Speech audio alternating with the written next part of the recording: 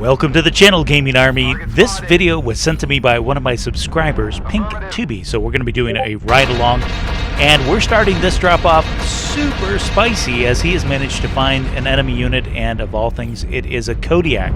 Now, the good news is he does have a friendly crab next to him for support, and it looks like the Kodiak is moving off to the left. It also looks like there might be some kind of a light zipping around above and or behind them on this drop.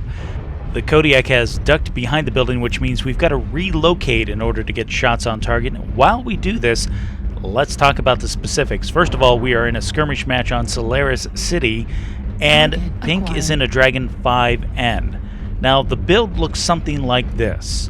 3 Ultra AC2s in the right arm, top speed of 82.7 kph. The left side of the mech is dead, which gives us a nice shield side, and where I'm a bit dubious is on 2 fronts. Number 1, the alpha strike on this mech is only 6. Secondly, we're on Sleepless City, where a mech like this is more suited to having long open lines of sight. So let's see what we can do with this. Now, he has managed to re-engage the enemy, this time with a Hatamoto, and he is getting pressured not only from Pink but also from some teammates across the way, and the Hatamoto is breaking off and retreating. Pink goes into pursuit mode, and there he goes. He's able to punch through center torso for his first kill of the match on this game. Sorry. A group of his teammates are starting to push in, and Pink is taking left flank, and coming around the building we find another enemy unit, and this is an Annihilator, and while that is a huge mech with lots of firepower, he is in a horrible position. He's going to be focused now from 2 different directions. He's got the group of Pink's teammates pushing him to the right, and that allows Pink to open fire on him and do tons of damage over and over again, unmolested. And whoops, there goes the crab. I think I've mentioned this before in other videos. Guys, be careful about walking in front of your teammates. The crab there could have been lit up quite heavily. Stepping out in front of the dragon like that, you know, not that our 6 Alpha would do a ton of damage to him, but still, it's team damage. So, moving back towards the center, he's going to let his teammates pursue the retreating mech that's out there towards Echo 3, and he's going to look towards the cluster in the center of the map, because those mechs need to go down. And here comes a Marauder around the corner, but a teammate secures the kill before Pink can get to him. So now the hunt begins. It is 9-4. They're definitely in control of the drop at this stage of the game, so it's just kind of rounding up the last 3 mechs, and there's one of them, the Piranha, and I think he was the one that we saw early in the match that was maybe harassing, or maybe it was one of his friends. It looks like he's got a couple of other teammates with him over here in the Charlie 5 area.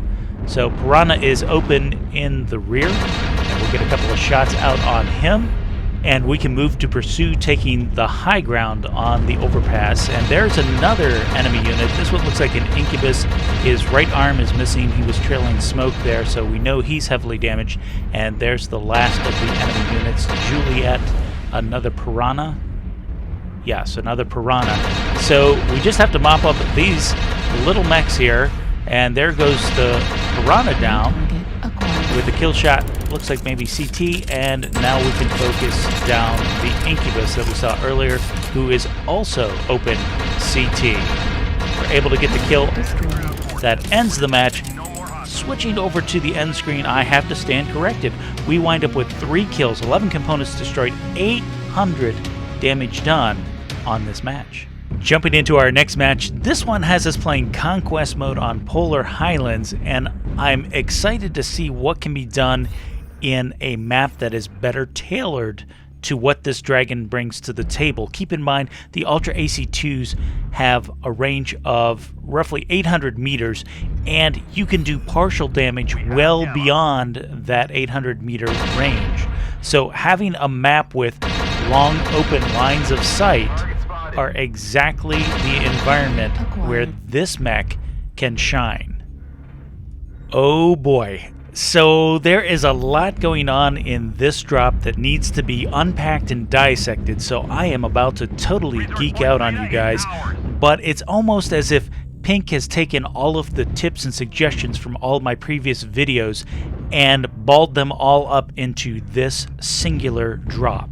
So let's start with what he's doing now, and that is providing harassing fire on the enemy mechs. That is preventing them from taking the high ground across the way.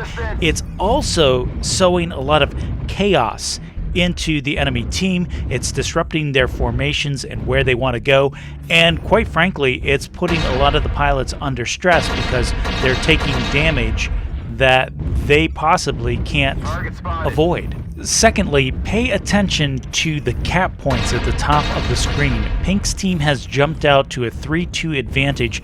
In fact, there for a while it was 3-1, and they are ahead on cap points. The enemy team is very slow to respond to this, and if at some point they don't pay attention to the cap points, that's going to come back to bite them in the rear.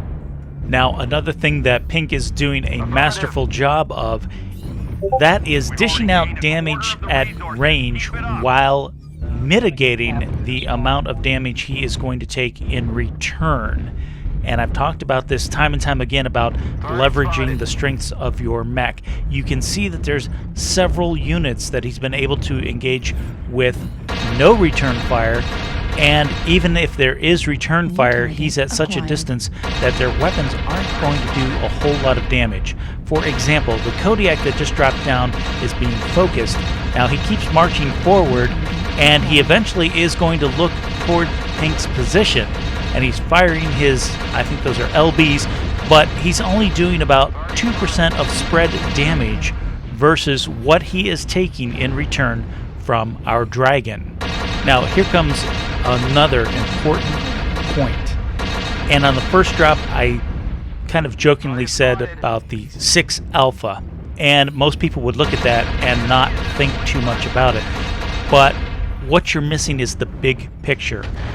Ballistic weapons like this, like AC2s and Ultra AC2s, have a very fast cycle rate, and our 6 damage is being dished out roughly 6 points every second. So if you expose your mech for 10 seconds, that's 60 damage, and you better hope that some of it is spread across your mech. Otherwise, we're talking about potential component loss, and that is the danger of this mech, this build, and these type of weapon systems, is allowing an enemy mech to sit at range and just rain down damage time and time again. And to further illustrate this, we have him picking on 3 enemy units. First, what looked like a summoner to the left of the building, then the Kodiak who dropped off the edge, and now the Annihilator who is choosing to stay in the open. He thinks he's pushing an enemy Kodiak, not counting on all this support fire coming from the Dragon. And it looks like the Annihilator is taken out, the Summoner has backed off, and the Kodiak is driven back into cover also. Now Pink is quickly going to reposition to the right, try to get another angle on the Kodiak who is hiding, and there is the Kodiak. We're able to get some additional damage done on him, and now he starts taking fire from a Marauder and a second unit to the right that are off in the distance towards Hotel 11. This brings up another super important point, and I've talked about flankers and skirmishers getting into the enemy backfield and disrupting missile units or long-range weapons platforms. In this case, the Dragon was finally pushed out of his position after 7 minutes into the drop match.